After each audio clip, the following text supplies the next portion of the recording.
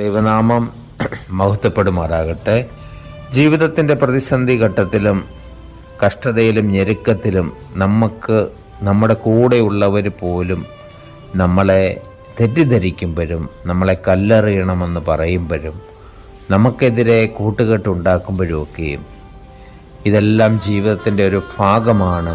അവിടെ എന്താണ് ചെയ്യേണ്ടതെന്ന് വിശുദ്ധ വചനത്തിൽ 1 ശമൂവേലിൻ്റെ പുസ്തകം 30-ാം അധ്യായത്തിൻ്റെ 6-ാമത്തെ വാക്യത്തിൽ വിവരിക്കുന്നുണ്ട്. ഇവിടെ ദാവീദിൻ്റെ ജീവിതത്തിലെ ഒരു അനുഭവമാണ്. ദാവീദിൻ്റെ കൂടെ ഉള്ളവരെ ദാവീദിന് നഷ്ടപ്പെടുന്നു, കുടുംബം നഷ്ടപ്പെടുന്നു.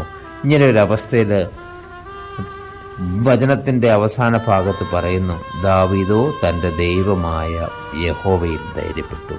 കർത്താവിൽ പ്രിയരെ, ജീവിതത്തിൽ ഏതൊരവസ്ഥ വന്നാലും അവിടെ നമുക്ക് ചെയ്യാനുള്ള ഒരു കാര്യമേ ഉള്ളൂ, കർത്താവായ യഹോവയിൽ ധൈര്യപ്പെടുക.